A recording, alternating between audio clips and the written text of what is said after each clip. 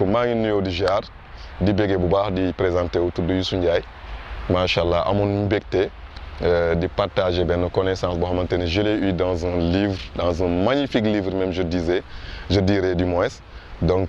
di bañ rek lii Senghor waxoon dal ñu parce que Senghor waxoon na benn moment que si vous voulez cacher un savoir à un Africain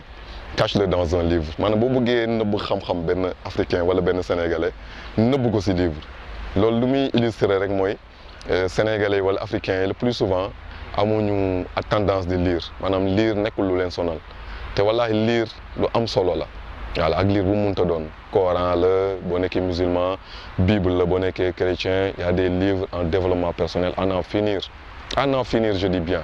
alors kon donc lecture lu am solo la non seulement dafay yokk sa vocabulaire en même temps y a des connaissances yoo xamante ne mi ngi ci livre yi te vraiment boo liirul connaissance yi amaan na boo amul chance tomber ci genre vidéo yu mel nii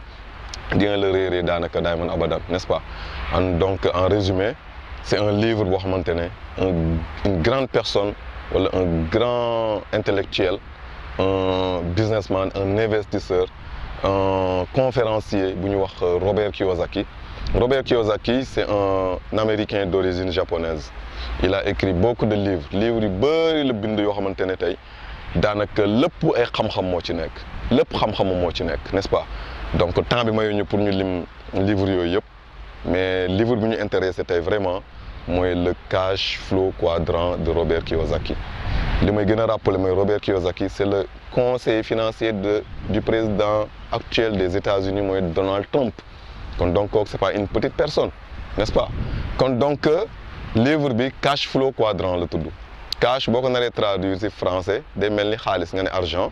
flow mooy kii cool par exemple quoi xaalis buy daanu quoi buy wàcc maanaam xaalis bi ngay encaissé téye ko nii limpidement quoi n'est-ce pas kon donc tey li ñu mën a résumer ci livre boobu rek mooy Robert Kiyosaki nee na dafa diviser le monde du travail en deux grandes parties da ko xaaj ñaar def benn xaaj tuddee ko xaaju ñi nga xamante ne dañuy gagner ce qu'on appelle des revenus actifs beneen xaaj bi mu tuddee ko ñi nga xamante ne dañuy gagner ce qu'on appelle les revenus passifs revenu actif boo ko naree faram-fàccee ci olof mooy ñi nga xamante ne pour ñu gagner xaalis maanaam pour ñu am xaalis foog ñu teew ci bërëb liggéeykaay ba impérativement foog nga xëy takk say daal wala taal sa oto dem teewee ci bërëb liggéeykaay ba soit di liggéey 8 heures ba 5 heures wala di liggéey 7 heures ba 19 heures du lundi au samedi wala du lundi au vendredi du 1er au 30 pour mun a am ce qu'on appelle un salaire à la fin du mois n'est-ce pas kooku mooy ki nga xamante ne tey mooy premier case bi wala premier exemple bi ñuy joxe mooy employé alors employé bi mooy ki nga xamante ne tey vraiment jàng na dem na école élémentaire wala dem na jardin jàng na lépp li nga xamante ne xeetu jàng la jàng na ko n'est-ce pas bu paree ci njàng bi après école élémentaire jóge na fa après dem CM am na certificat dem CM bu jógee CM dem am na BFEM moom dem lycée bu jógee lycée am na baccam dem université wala soit mu dem defi formation professionnelle quoi qu'il en soit mais de toute façon c'est quelqu'un qui a fait de longues études au moins 20 ans d'études n'est-ce pas pour mun a après postuler ce qu'on appelle une demande de travail boobu mu postuler c'est juste pour avoir un salaire à la fin du mois n'est-ce pas kon donc kooku dama ciy dugal étudiants yi dama ciy dugal képp ki nga xamante ne intellectuel la tey nekk ci formation intellectuelle professionnelle wala formation à l'université quoi qu'il en soit alors employé lan moo koy caractériser mooy ki nga xamante ne wax dëgg yàlla salaire lay fay à la fin du mois et malheureusement il se croit en sécurité d'après Robert Kiyosaki et nee na l'employé n'est pas en sécurité pourquoi il n'est pas en sécurité parce que ki nga xamante ne tey li ngay fayeeku il faut impérativement nga teew ci béréb ba nga koy amee waaw mais est-ce que yaa ngi imaginer tey jour bi ngay toog kër ga mënoo xëy te loolu yëpp day dal doomu aadama mun nga xëy sa wér-gu-yaram du la may nga xëy liggéey fi ngay liggéey sa temps du la may nga liggéey fi ngay liggéey supposons kenn sa famille sa doom la wala sa soxna la feebar affecté na ko wala membre de famille sa yaay sa papa kenn koo xamante ne munoo bàyyi mu feebar nga ko bàyyee ko fa naan da ngay dem liggéey kon donc jour boobu presque c'est un jour perdu te tu es obligé lu muy nekk farata yëpp il faut nga demander autorisation à ce que ñu may la jour boobu nga mën a dem vaquer ci préoccupation yi wala nga nekk ci soxla yooyu sinon boo ko deful après y a un avertissement qui t'attend à l'entreprise ou bien au ministère ou bien quelque part fi ngay liggéey nous sommes tous d'accord alors kon kooku tey bu nekkee ci loolu la dëkk par exemple tey benn avertissement 2 avertissement mais bu ko defee une 3e fois mais licenciement mun na topp ci liggéeyam boobu muy liggéey xëy rek benn jour ñu licencier ko sans droit parce que lan dafa bàyyi liggéeyam dem nekk ci boppam te tàggoowul wala joxuñu ko tàggoo na te joxuñu ko ndigal pour mu dem ci li mu war a dem kon donc nous sommes tous d'accord que employé tey entre parenthèses dañ koo tënk n'est-ce pas kii la quoi esclave la quoi maanaam jaam la ci tënk quoi ngeen baal ma yéen employé ngeen dégloo ma xel bañ maa dégloo xol quoi n'est-ce pas kon donc tey bu loolu weesee à part temps boobu noonu yow mun nga feebar par exemple ki nga xamante ne dafay liggéey di liggéey mun nga xëy benn jour feebar boo xamante ne tey mun na ko tënk benn weer ñaari weer ñetti weer n'est-ce pas par exemple ngay liggéey ba si yàgg am AVC boo amee AVC tout le monde comprend que AVC rime avec la paralysie n'est-ce pas mu nga am paralysie soit les membres inférieurs ou bien les membres supérieurs wala même doo mun a ti wax quelque chose comme ça day affecter sa yaram carrément kon kooku mënul liggéey yaa ngi gis entreprise lu mun si yow mooy au moins may la ce qu'on appelle comment ça se dit benn temps bu ndaw boo xamante ne di nga mën a dem nekk sa ruq faju boo fajoo na ba yàlla dogal nga wér peut-être mun nga ñëw dellu sa liggéey mais moment bi nga toog di faju yow dis-toi que yow lépp li nga xamante ne avantage la woon boo xamante ne yaa ngi ko doon fayeeku moment bi ngay teew si entreprise ba wala si lieu de travail ba di ko fayeeku mais loolu indemnité yooyu da nga koy perdre subitement n'est-ce pas kon salaire de base rek moom moo lay dese salaire de base boobu noonu presque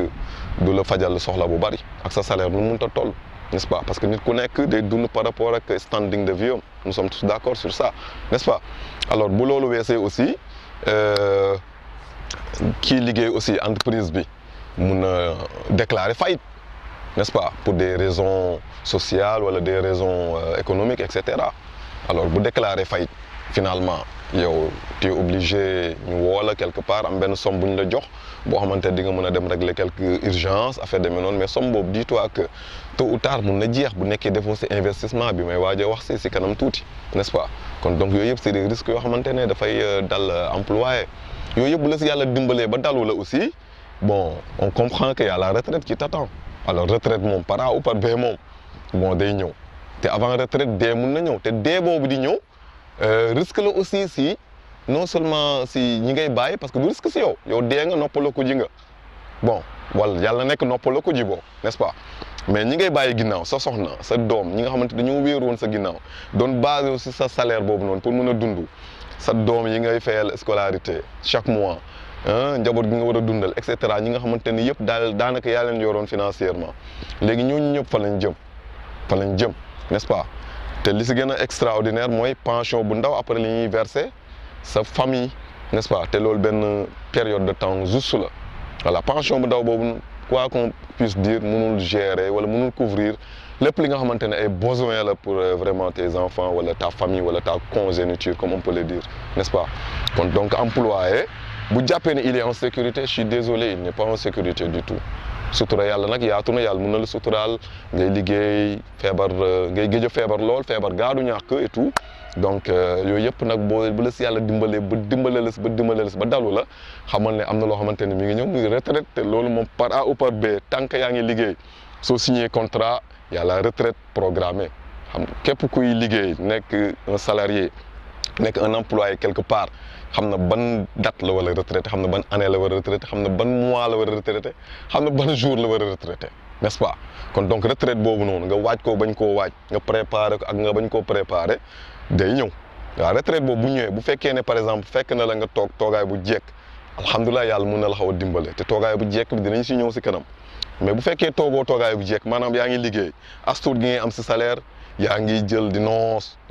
di jënd ay télé yu cher meuble yu cher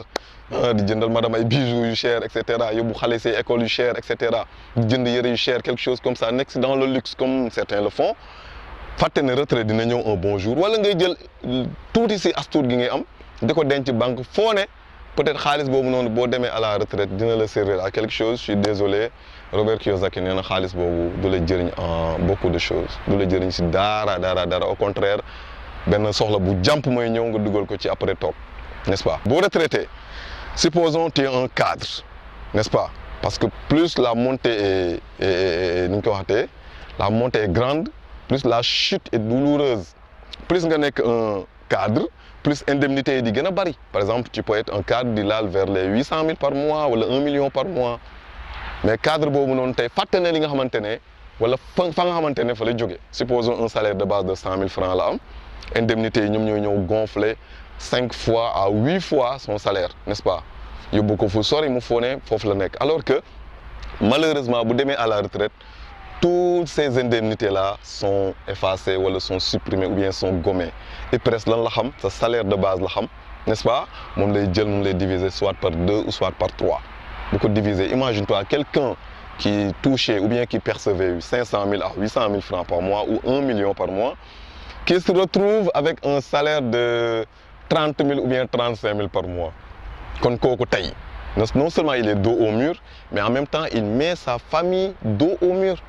Imagine-toi nga amoon doom boo xamante ne par exemple 75 000 nga ko doon fayal scolarité,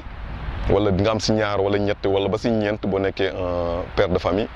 mais malheureusement tu peux plus couvrir ses besoins. Kon donc li gën a grave en plus mooy yow mii nga xamante ne da ngaa retraité, on sous-entend la retraite au Sénégal c'est à peu près 60 ans ou 65 ans. Et tu es en retraite, automatiquement malheureusement yaa ngi gën a feebar.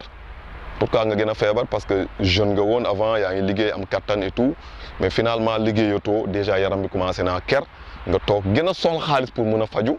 Malheureusement couverture maladie bi nga amoon amatoo ko, tu la perds complètement parce que tu es en retraite. Sa doom yi aussi perdre nañ seen couverture maladie, madame perd na couverture maladie yoon. Donc tu es obligé d'aller payer cash dans les hôpitaux pour mun a faju. Donc ana sécurité dans l'emploi franchement. Donc on comprend que emploi ñi nga xamante ne dañoo nekk ay employés jàpp ne ils sont en sécurité, ils sont pas en sécurité, ils se trompent dans toute la figure ou sur toute la figure, n'est-ce pas? Donc employé, j'ai pas dit que c'est pas bon, sois un bon employé, mais dis-toi que il y a quelque chose qui t'attend et c'est la retraite ou bien les maladies ou bien en finir. Alors bu ñu paree si employé, ñu ñëw si self-employé, parce que employé mën nañ si def une vidéo de 5 heures de temps, n'est-ce pas, mais on résume juste pour que nit ñi mën a comprendre, nit ñi mën a nekk dans la peau de la vidéo en fait, n'est-ce pas. Alors self-employé moo ñëw après employé. Self-employé, à la différence de l'employé, mooy moom amul patron, n'est-ce pas, parce que employé nee woon naa sànq mooy ki nga xamante ne dafay dem liggéeyal nit wala dafa dem liggéeyal benn structure wala benn entreprise wala benn structure comme lu mu mënta doon, en tout cas pour xaar un salaire à la fin du mois. Le self-employé, malheureusement beaucoup de Sénégalais moom la ñuy tuddee businessman et c'est diamétralement opposé. Le self, c'est le travailleur autonome, c'est pas le businessman. C'est pas le businessman et mot boobu ñu koy utiliser au Sénégal dafa bari. Da nga yor sa benn activité bu ndaw, tu fais quoi? Je suis un businessman. Je suis désolé, tu n'es pas un businessman. Tu es un self-employé. Vous voyez? Donc tu es un travailleur autonome parce que tu n'as pas de patron. Quand tu es aussi kenn, yow yaay patron, soit tu as ta boutique, n'est-ce pas, di jaay say articles, chaque jour tu es obligé xëy dem ubbi jaay sa boutique ba heure wàcc jot nga tëj sa boutique, n'est-ce pas. Ki nga xamante ne tey jigéen la yor salon de coiffure am, self-employé la parce que mi ngi dans son coin yor salon am di liggéey, macha allah am ay quelques employés 2 3 4 5, n'est-ce pas, di liggéey chaque jour, voilà, du lundi au moom mooy choisir jour repos, voilà, bu ko neexee liggéey heure bu ko neex ak jour bu ko neex. Amul kenn ku koy naan jaaral fii, amul kenn ku koy naan xëyal heure bi, amul kenn ku ko naan nii ak nii, mais moom day obligé chaque jour moom aussi mu nekk si place am pour mun a contrôler les détails quoi, n'est-ce pas. Ok, voilà, donc bu ñu paree si kooku aussi mun nañ jëlaat ki nga xamante ne c'est l'avocat. L'avocat aussi c'est un self-employé parce que avocat def na ay hautes études am ñëw na choisir métier avocat, donc kooku day di plaider am ay clients di leen plaider, n'est-ce pas, pour mun a gagner xaalis boobu muy gagner noonu. C'est des revenus yoo xamante ne vraiment c'est par rapport à son expérience, c'est par rapport à sa formation, etc. et tout, et à ses études. Donc avocat boobu on peut dire aussi c'est un self-employé, mais avocat boobu noonu nit la, famille la yor, n'est-ce pas, jabar la yor ay doom la yor, mais avocat boobu mën na xëy benn jour feebar. AVC bi ma lim sànq c'est employé, mën na ko dal, n'est-ce pas. D'accord duñ ko licencier parce que c'est son travail à lui, mais feebar yi ma lim sànq mën na ko dal. Alors mais bu ko dalee est-ce qu'il pourra aller au tribunal plaider pour un client? Il peut pas. Il peut pas, n'est-ce pas? Donc aussi am na ay risques yu muy courir. Bu ñu paree ci avocat bi aussi on peut citer le pharmacien ou bien la pharmacienne. Tu as ta pharmacie, soit mi ngi sa kër, soit loué nga benn local. Tu as ta pharmacie bien ouverte, bien organisée et tout, yor 2, 3, 4 employés et du moins. Alors di liggéey sa liggéey pharmacien boobu wala pharmacienne boobu mais malheureusement bu nekkee jigéen la jëkkëram mun na bañ a nekk pharmacien bu nekkee góor la jabaram mun na bañ a nekk pharmacienne n'est-ce pas? Kon donc pharmacien boobu yàlla bu dogalee nekkatul mu dee mu décédé par exemple yàlla na yéex ngeen baal ma n'est-ce pas? Mu feebar quelque chose comme ça wala mu décédé li gën a garaaw mooy bu décédé elle perd la pharmacie wala il perd la pharmacie n'est-ce pas? Il perd la pharmacie bi dañ koy évaluer jaay ko après jël fonds bi jox ko njabootam régler si quelques affaires yu ñu war a régler les des on verse ça à sa famille. Je ne sais pas si tous les pharmaciens comprendre nañ loolu wala comprendre duñ ko s'ils n'ont pas compris ça alors la vidéo est là et c'est l'occasion de comprendre cela. Bu ñu paree si loolu on prend l'exemple du délégué médical. Le délégué médical ñëpp xam nañ ni muy fayee ko xaalis et malheureusement le délégué médical risque yi ma cité léegi mun na ko dal bu feebaree par exemple mënatul def liggéeyam te le délégué il est obligé tout le temps d'être sur le terrain n'est-ce pas di jël produit médicaments yi sax je veux dire dem si pharmacie en pharmacie pour mun a yaatal marché bi et tout ça ah def ce qu'on appelle la petite publicité et cetera et tout n'est-ce pas loolu mooy liggéey délégué médical mais le délégué médical aussi amul retraite le délégué médical amul retraite je suis désolé amul retraite un délégué médical n'a pas de retraite n'est-ce pas? Kon donc loolu yëpp c'est des connaissances lu nit war a xam bu ñu paree si ñooñu ñëpp aussi on peut citer enfin parce que liste bi elle est tellement longue qu'on ne peut pas tout citer le médecin par exemple qui a son cabinet de santé n'est-ce pas ki nga xamante dafa choisir ubbi benn cabinet privé quelque nekk si benn coin di liggéey di am xaalis bu bari macha allah mais kooku aussi s'il n'est plus de ce monde wala feebar yi ma lim nii léegi bu ko dalee parce que nit la da koy dal c'est pas parce que c'est un médecin que du feebar wala du AVC wala feebar tey du ko dal da koy dal bien sûr c'est un être humain il y a de ces connaissances yoo xamante ne da koy échapper quoi qu'on puisse dire n'est-ce pas kon médecin boobu noonu tey bu ko loolu dalee wala bu décédé ah alors nekkul jabaram moom mooy ñëw remplacer ko ci clinique bi c'est pas possible n'est-ce pas kon donc médecin boobu après automatiquement après problème gestion mun na am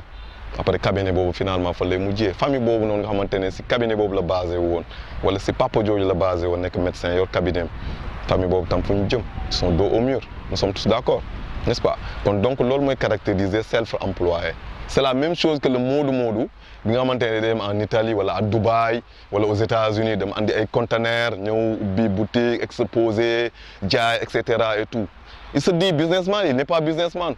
parce que tout repose sur lui n'est-ce pas ñi ma cité nii lépp même chose lay def ko ñoom bu xëyee benn jour feebar dematul Dubaï andiwul conteneur dematul États-Unis andiwul conteneur kan mooy dem jëli conteneur son fils il peut pas voyager avec son passeport sa femme non plus ne peut pas voyager avec son passeport kon donc ce business s'arrête automatiquement n'est-ce pas famille bu basé woon si loolu noonu fan lañ jëm aussi n'est-ce pas kon donc loolu yëpp c'est des exemples yoo xamante ne malheureusement on n'a pas le temps di si xalaat di si waxtaan et tout ça ah wala di lire les livres di am connaissance yi parce que vraiment doy na waar voilà doy na waar ñàkk xam baaxul ignorance baaxul alors en résumé employé loolu la self-employé loolu la kon donc loolu moo tax Robert Kiyosaki nee na ñaar ñooñu il gagne ce qu'on appelle les revenus actifs pourquoi parce que il faut ñu teew impérativement seen bérébu liggéeykaay ah pour mun a gagner li nga xamante ne ñoom ñu ngi koy gagner muy lan macha allah as tuut gi ñuy am pour mun a yóbbul seen njaboot n'est-ce pas ak lu muy bari ak lu muy néew vraiment il gagne ce qu'on appelle les revenus actifs il faut nga teew pour mun a gagner li nga xamante ne moom nga war a gagner alors kon donc ñooñu ñoom ñoo représenté tey d'après Robert Kiyosaki 95% de la population mondiale kon donc c'est la plus grande partie n'est-ce pas c'est la masse quoi en fait et malheureusement partage les 5% de la richesse mondiale kon donc on peut noter wala on peut résumer que ñi gën a pauvre ci àdduna bi mooy ñi nga xamante ne c'est des employés et c'est des self-employés parce que ils sont 95% et partagent les 5% de la richesse mondiale n'est-ce pas kon donc mieux vaut être à droite du cash flow quadrant à droite mooy lan le businessman et enfin l'investisseur le businessman mooy kan le businessman Robert Kiyosaki nee mooy quelqu'un koo xamante ne au moins mi ngi employé jusqu'à 500 personnes et gagne au moins chaque mois des dividendes wala des revenus qui se situent entre 10 millions d'euros 10 millions d'euros boo ko xaymaa day nekk vers les 6 milliards de francs CFA voire plus ou moins wala ou égal n'est-ce pas kon donc kooku c'est pas une petite personne kon donc kooku pour mu gagner loolu wala pour mu employer ni ñu toll noonu impérativement il faut que mu am fonds bu dëgër un bon investissement au moins il faut mu investir des milliards pour mun a am ce qu'on appelle ce système-là n'est-ce pas faut mu ubbi benn entreprise jënd des hectares ah bu nekkee entreprise la mu defar ko jënd ay machines yu chères jënd tout ce qu'il faut pour vraiment le bon fonctionnement de cette entreprise ou bien de cette structure si vous voulez n'est-ce pas kon donc kooku mooy le businessman alors businessman bi pourquoi mu bëri xaalis parce que li muy gagné 6 milliards de dollars par exemple 10 millions de dollars wala 10 millions d'euros kooku ki nga xamante ne da koy gagné vraiment kooku loolu day couvrir carrément vraiment tout ce qui est dépense quoi n'est-ce pas kon donc xaalis bu bëri boobu muy gagné vraiment moom il n'a pas besoin vraiment d'être toujours à l'entreprise ou bien à la structure ou bien fi nga xamante ne tey foofu la def investissement pourquoi aajowul pour mu teew fa parce que créé na lépp li nga xamante ne moom mooy fonctionnel système am boobu noonu mu mettre en place créé na le gardien créé na un directeur commercial un directeur de production un contremaître un directeur de transit un expert de et cetera maanaam tout ce qu'il faut daal pour entreprise am mun na fonctionner normal xam ne ñëpp dañuy xëy dem liggéey nekk ci entreprise bi di maanaam daal di def lépp pour entreprise bi mun a dox parce que seen intérêt mi ngi ci pour mun a protéger seen salaire n'est-ce pas parce que c'est des employés quoi qu'on puisse dire alors kooku vraiment il gagne vraiment en temps en énergie et vraiment en argent pourquoi parce que système am boobu quoi qu'il en soit ak moom fu mu mënta nekk ci adduna bi même bu tëddee di nelaw bu demee en Chine aux États-Unis en Australie fu ko neex au bout du monde système bi day liggéey te macha allah système bi daf koy produiral xaalis par A ou par B alors en résumé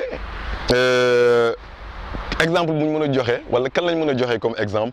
mooy sunu papa Youssou Ndour man kooku doy na ma exemple pourquoi mu doy ma exemple alors mooy sunu papa Youssou Ndour il a été employé voilà d'après quelques recherches que j'ai fait il a été employé nekkoon na Dakar Étoile di woy macha allah il était le lead vocal di liggéey di woy à la fin du mois ñu fay ko un salaire n'est-ce pas mu nekk ci macha allah ba xam ne dëgg-dëgg nekk na ci le peu qu'il gagnait macha allah mu investir ko ndekk ci il avait la tête il n'avait pas compris peut-être il va tomber sur cette vidéo pour nous peut-être fournir des réponses ou bien nous inviter quelque chose comme ça après mu xam ne dëgg-dëgg lii emploi bi jëmul kër macha allah mu fexe ba créer Super Étoile bu mu créer Super Étoile macha allah créer tout ce qui est artistes les batteurs tout ça et tout ñu nekk ak moom mu nekk le chef de ce groupe macha allah nekk un self comme j'ai dit tout à l'heure ce qui suit après l'employé n'est-ce pas di woy léegi basé wutul ci salaire mais li muy woy yëpp ci poche am lay dem donc c'est lui le boss c'est lui qui paye les employés ñi nga xamante ne ñoom ñooy def de sorte que macha allah système am wala musique am mun a avancer mun a jaar yoon macha allah n'est-ce pas kon kooku mooy sunu papa Youssou Ndour macha allah loolu la def n'est-ce pas bi mu defee loolu aussi yemu ca da cee nekk ba yàlla dimbale ko astur bi mu doon am xëy na ndeysaan macha allah il a pensé à être au côté droit du cash flow quadrant jéem a fexe ba macha allah créer ce qu'on appelle l'Obs créer ce qu'on appelle imprimerie comment ça s'appelle imprimerie bi Impact Safa Group tout ça donc on le suit hein franchement macha allah créer Super Étoile créer RFM créer TFM donc la GFM entre parenthèses te Youssou Ndour est-ce que franchement mos nañu ko gis muy def benn émission à la télé ou à la radio non il n'a pas ce temps peut-être même il peut nous faire plaisir juste wala il peut vouloir nous faire plaisir def benn émission juste comme ça peut-être c'est la fête et tout ça les Sénégalais ont besoin de le voir ou bien de se faire plaisir et tout mu ñëw offrir ñu benn spectacle bu ndaw après il est dans son coin n'est-ce pas sunu papa Youssou Ndour boobu ak fu mu mënta nekk ci àdduna bi pendant qu'il fasse son concert à Amsterdam ou bien je sais pas à Bercy et tout TFM mi ngi fonctionné y a les Pape Cheikh Diallo y a les Cheikh Ndiaye y a les Alhaji Assane Gueye tout ça macha allah kilifa yooyu ñoom Abba ñu ngi liggéey ñu ngi koy liggéeyal te loolu ñuy liggéey yëpp macha allah à la fin du mois dina leen fay ñoom ñëpp seen salaire mais il a macha allah d'excellents revenus et ces revenus c'est des dividendes extraordinaires yoo xamante ne vraiment bu si régler ay frais macha allah ay milliards moo ci des. Alors milliards yooyu di si des il est obligé vraiment de les investir quelque part investissement boo xamante ne non seulement moom xam nga système ba moom moo liggéeyoon xaalis ba mais finalement xaalis ba moom mooy mujj nekk li nga xamante ne day apporter day gañewaat xaalis. Vous voyez donc suñu papa Youssou Ndour boobu noonu aussi ñu ñëwaat si ki nga xamante ne tey mooy suñu papa Ndiouga Kébé n'est-ce pas Alaaji Ndiouga Kébé macha allah yàlla na ay yaxam sedd kooku aussi mun naa ne moment bu ñuy décédé mun naa ne presque sax juddooguñ te pourtant génération bu ñëw rek dina ko xam pourquoi mu koy xam grâce à son holding Kébé bi nga xamante ne mi ngi fii am na benn moment je sais même plus si ça tient toujours moom mooy nekk immeuble bu gënoon a gudd Dakar il paraît même d'après des recherches wala d'après des kilifa yu ma waxtaanal nee nañ macha allah am na temps sax état da doon am problème xaalis sax macha allah mu lebal état xaalis kon donc yàlla dimbale woon na ko ba te pourtant jàngam sax il paraît soriwul woon trop lan moo waral mu am fortune boobu noonu yëpp macha allah c'est parce que dafa def ce qu'on appelle des investissements il a créé un système holding Kébé boobu rek déjà c'est un système. Pourtant, il est décédé depuis les années 1980-81, je ne sais pas moi. N'est-ce pas? C'est entre 1980 et 85. Vous voyez? Peut-être certains peuvent m'en dire plus. Immeuble boobu fonctionné ba tey d'ailleurs tey lay gën a produire xaalis sax parce que location ñëpp xam nañ ne tey la gën a location tey la gën a cher et tout ça tey la gën a générer beaucoup d'argent. kon donc immeuble boobu quoi qu'on puisse dire sunu papa jooju wala sunu maam boobu décédé na macha allah mais ay doomam tey ay sëtu sëtaatam incha allah ils connaîtront jamais ce qu'on appelle la pauvreté. kon donc maam boobu noonu kenn du ko fàtte wala papa jooju kenn du ko fàtte foo tuddulee di nga ko ñaanal. parce que di la wóor ne 4x4 bi ngay dawal wala immeuble bi nga dëkk macha allah wala voyage yi ngay def wala opportunité yi nga am c'est grâce à lui macha allah parce que peut-être sans lui ce serait très compliqué macha allah pour nga ñu koy waxatee pour nga dund luxe boobu ngay dund nii yëpp tey n'est-ce pas. J'ai déjà fait cette vidéo et c'est un réel plaisir alors et je profite naa si paysage bu rafet bi et j'espère que vous allez aimer ou bien vous avez aimé n'est-ce pas su loolu weesee. Pour investissement je suis sûr que quelqu'un à côté mi ngi naan waa mais kii daf ñoo yab wala nu mu demee noonu ñun fa la ñuy jëlee ay milliards pour def investissement pour mun a am ce qu'on appelle un système n'est-ce pas. Alors parlant de système c'est pas méchant d'avoir un système sànq bi may daaneel vidéo nee naa nous sommes à l'ère de l'information quelqu'un qui est informé en vaut deux n'est-ce pas boo formé woo ba pare da nga war a dem à l'action n'est-ce pas. ñun yàlla dimbali nañu ba nekkoon nañ des employés def naa 10 ans d'emploi dans une entreprise de la place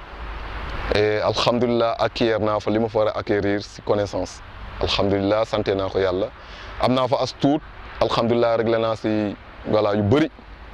mais yàlla dimbali na ma ba ma nekkee si entreprise boobu yàlla ubbil na ma porte ba ma mën a découvrir li nga xamante ne tey mooy marketing de réseau wala marketing relationnel. Et ça fait l'occasion aussi ma santé ko yàlla gërëm si une personne extraordinaire bu ñuy wax Ismaïla Tine moom moo tax ma découvrir ce qu'on appelle le marketing de réseau n'est-ce pas di gërëmaale jabaram aussi di maman Abi wala Abi Diène n'est-ce pas di soxnaam gu baax suñu maman bu outstanding macha allah entre autres. Alors su loolu weesee yàlla dogal na ba tey Edmark International laa nekk d'après bi ma defee quelques réseaux Edmark International laa nekk pourquoi ma nekk Edmark International parce que comprendre naa que pour nekk un investisseur wala pour nekk un businessman comme j'ai dit tout à l'heure wala pour être au droit du cash flow quadrant de Robert Kiyosaki xam naa ne investissement pour am ay 10 millions d'euros par mois ça demande des milliards pour investissement kon donc loolu defe naa awma ko te ñi may déglu ñu si ëpp amuñu ko n'est-ce pas kon donc en résumé maa ngi conseiller tout un chacun képp ki nga xamante ne bëgg na def entrepreneuriat n'est-ce pas mu investir si marketing de réseau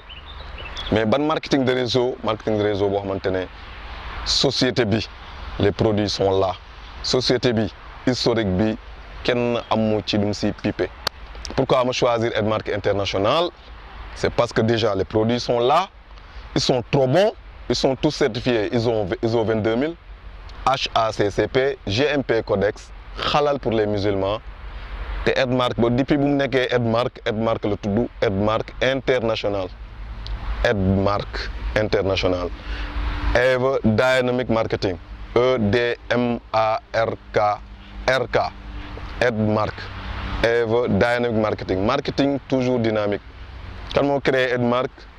un Malaisien, Sam Lo, Sir Sam Lo, n'est-ce pas? Quand on crée Edmark depuis 1984. Et depuis que je crée Edmark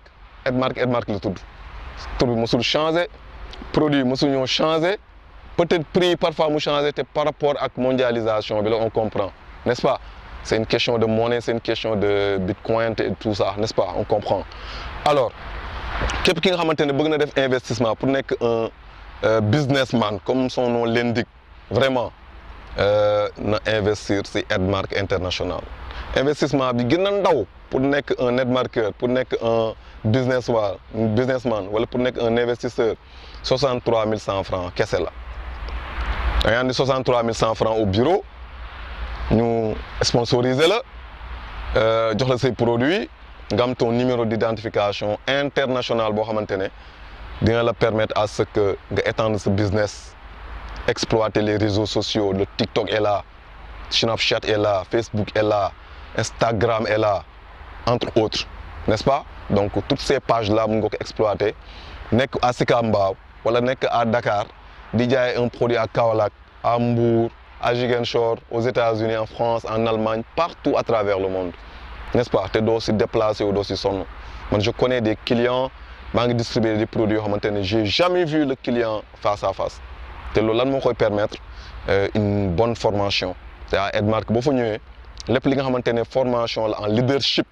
Machallah, le système éducatif Edmark t'offre ces opportunités. Nous pouvons comprendre réellement dans quoi tu es, ou le monde dans fonctionner actuellement. Nous pouvons utiliser les réseaux sociaux, faire ces publications, nous avons une notion de santé. Je ne parle pas de médecine, de santé, je dis bien, en tant que tel, n'est-ce pas? Parce que les produits sont trop bons, les ingrédients sont naturels, ils sont extraordinaires. Alors le plan marketing, j'en passe, il est super et il est très humain. N'est-ce pas? Donc, adhésion, il y a 63 100 francs. Il y a top 151 800. Il y a 484 000. Montant, il y a même si vous avez à Edmark, le tête, cette activité. Tu n'auras pas des employés, mais tu auras des partenaires de business. La main dans la main, diapo, di xëccandoo di dóorandoo machallah ku nekk di am astour gi mu si am ngay jaay say jënd say produits en gros di ko jaay di marquer ce qu'on appelle des SV, des points yoo xamante ne chaque mois dañ la koy fay en bonus d'accomplissement, n'est-ce pas? Wala en commission si vous voulez. Donc en même temps nga am ces produits di ko jaay di am marge bénéficiaire, ce qu'on appelle les profits de vente, n'est-ce pas? Ak yeneen avantages yu si nekk yoo xamante ne ay auto am na ci, ay kër am na ci, ay voyage am na ci yoo xamante ne machallah, chaque année une multitude de jeunes dañuy dem voyager gratuitement. Edmark mooy yor seen frais de voyage aller-retour, li ngay lekk li ngay naan, tu es logé dans de grands hôtels pendant 10 jours à Dubaï, aux Philippines, partout à Boracay ba keroog ngay ñibbi si machallah te 100 francs doo ko génne teg ko si table bi. J'espère que loolu c'est extraordinaire te képp ki nga xamante ne jeune la bëgg na jouir de la vie, voyager dem xool qu'est-ce qui se passe de l'autre côté. C'est possible à Edmark. Auto, machallah, ñu ngi à Edmark. te lépp système bi moo koy maye, lépp bonus yi ñoom ñoo koy maye, n'est-ce pas? Auto yi kër yi aussi ñu ngi fi te des jeunes du rien du tout ñoom ñoo nekk di am ay kër et cetera, n'est-ce pas? Kon donc képp ki nga xamante ne décidé na vraiment pour nekk si dara parce que toog kër ga di teg caayin sama gars yi loolu xewi na. Dëkk bi doxul di xaar Sonko wala di xaar Diomaye wala di xaar je sais pas Macky Sall ou je sais pas qui. Ku basé wu si politicien wallahi alazim doo dem fenn. Les gars nii ñaq jëriñu xaalis bi alal bi lay jëriñ yaa koy liggéeyal sa bopp.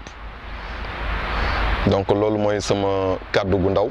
képp ki nga xamante ne vraiment dal na si vidéo bi na takk ay dàllam déplacé wu ñëw à Edmark. Nous sommes à Grand Dakar à Amitié 2 sur les 2 voies bu ñëwee toog assister séminaire